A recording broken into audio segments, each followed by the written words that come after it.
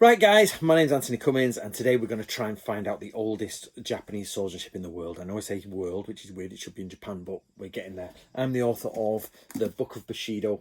Get yourself a copy and help out this channel. It really helps if you get a copy of that. But the question today is, how can we find the oldest Japanese swordsmanship? And I've been working alongside a few people who we'll introduce in a minute, and we're trying to get to the oldest identifiable explanation, description, showing of Japanese swordsmanship, because actually we're not quite sure what they actually used to do in what's called the Sengoku period, which is the warring period. We don't really have that much information for it.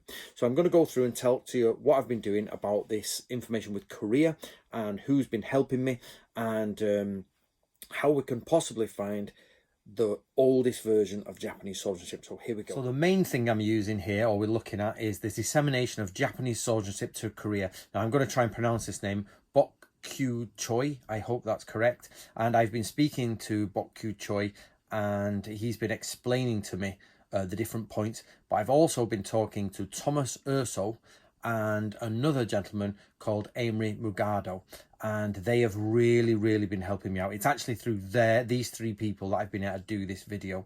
So if you can, try and get yourself a copy of the dissemination of Japanese swordsmanship to Korea. Now you're probably going to say, Anthony, well, why don't you just go to the oldest Japanese swordsmanship? Right, we have swordsmanship records realistically about the year 1600, but the problem we have is guns were introduced in Japan in 1553, 54, somewhere around there, and that changes the face of warfare in Japan, and then the era of peace comes. So actually the oldest real description of swordsmanship we have is a real problem in Japan. It's actually Yagyu is the oldest full description, but it isn't really given until the 1630s, and then you got Musashi at the 1640s, and then more descriptions come of the pictures that were made. So there's some pictures made in 1606, 07, and then description are given in 1707.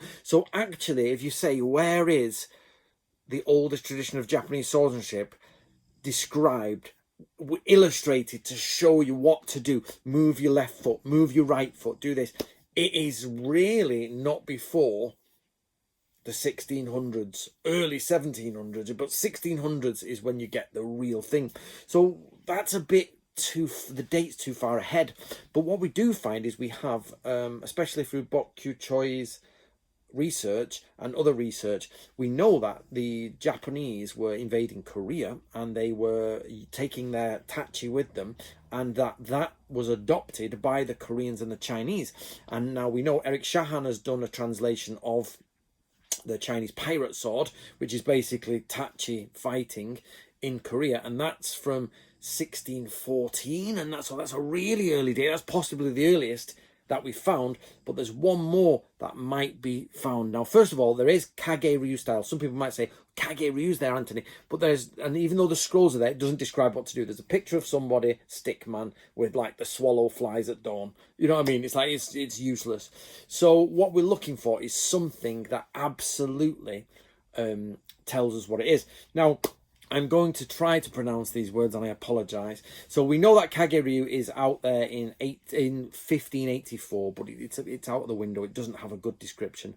So there's something called the Muyijebo, which is an illustrated and written, I believe, swordsmanship manual about Japanese swordsmanship in 1598, which would be perfect. It would be amazing. 1598. However, there is no English translation available at the minute. Now, we can get a copy of this. If when I go to Japan, we can get all this copy done and all that. That's no problem. But we're starting at scratch from having to get it translated. So we're looking for translation. However, that document apparently was reused in the Muyi Dobo Tongi in 1789, which is way too late for us. But that's translated into English. Now, but this creates a problem.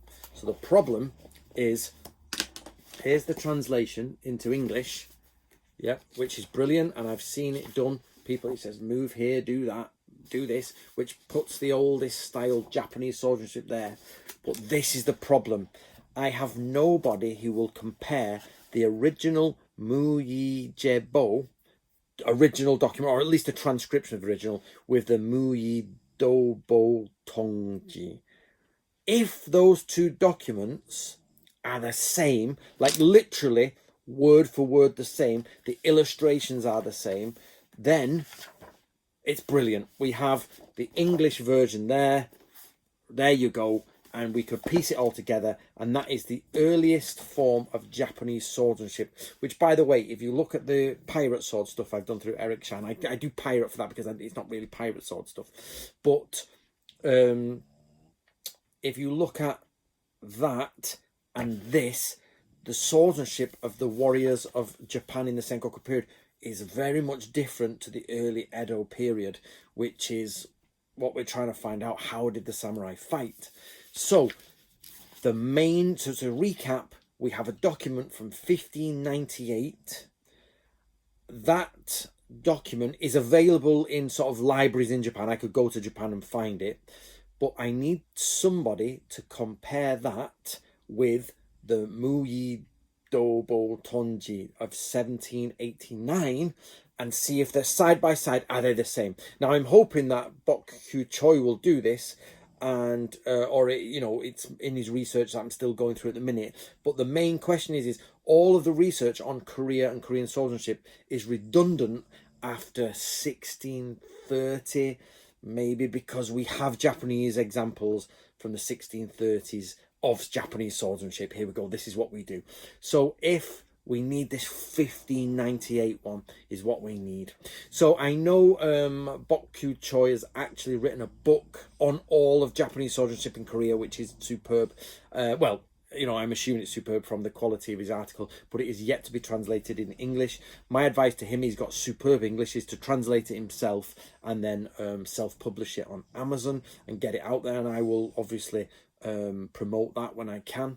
But there you go, guys. Can anyone do me a favor and try and get those two original documents? Maybe Japan at War can do it and compare them word for word, illustration for illustration.